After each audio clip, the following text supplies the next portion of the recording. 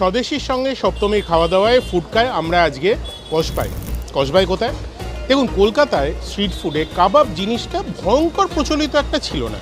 কয়েক বছর আগে কসবায় আমরা একটি দোকানকে চিনি, রোস্টেড কাট নামে। সেখানে আমাদের ভিডিও আছে, আপনারা হয়তো দেখেছেন।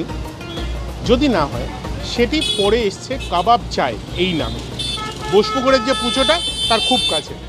কাবাব চায় দেবাংশ বলে একজন চালায়, নিজে হাতে ব্যবসাটা শুরু করে আজকে মোটামুটি চলতি কথায় তাকে কাবাব কিং বলা হয়। বিভিন্ন রকম কাবাব পাওয়া যায়, যার মধ্যে চিকেনেরগুলো তো আছেই, মানে চিকেন টিক্কা, মালাই টিক্কা, সেগুলো তো আছেই।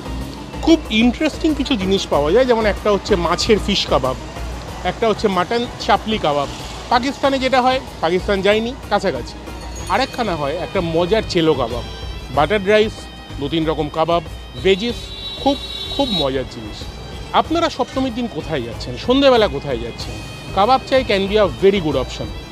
দুটি জিনিস: এক, আপনারা এখানে এসছেন কি না, কী খেয়েছেন কমেন্ট সেকশানে জানান। 2, কোথায় যাচ্ছেন সেটা জানান। যদি কোনোটাই না হয়, 3 নম্বর অপশন, স্বদেশি দিয়ে রান্না করে বাড়ি ফিরে দেখতে পারেন। সপ্তমী শেষ, তার মানে হচ্ছে অষ্টমীর দিন নিরামিষ। আপনারা নিরামিষ খান না মাছ মাংস?